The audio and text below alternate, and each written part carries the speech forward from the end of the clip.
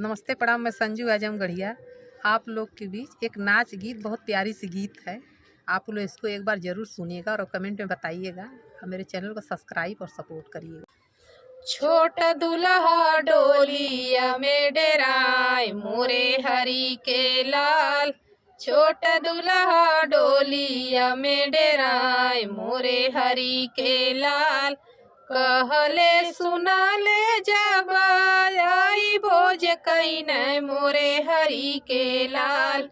मोरे हरी के लाल जाई बैठे चूली के दुआर। मोरे हरी के लाल जाई बैठे चूली के दुआर। मोरे हरी के लाल चूल्हिया से झाटा को दुआरिया में पटको। मोरे हरी के लाल मोरे हरी के लाल मैं तो जानो मुअल बबीलार। मोरे हरी के लाल मैं तो जानो मुअल बबीलार। मोरे हरी के लाल छोटा दुल्हा डोलिया में डेराय मोरे हरी के लाल।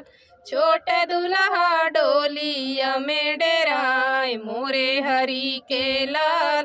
कहले सुनाले जब आई भोज कईन मोरे हरी के लाल।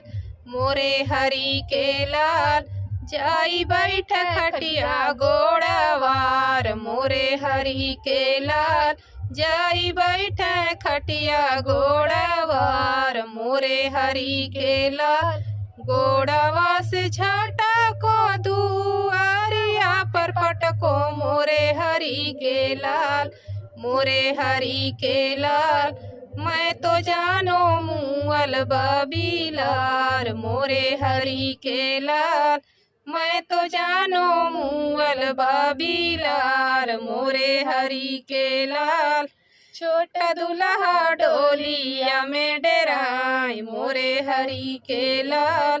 छोटा दुल्हा डोलिया में डेराय मोरे हरी के लाल।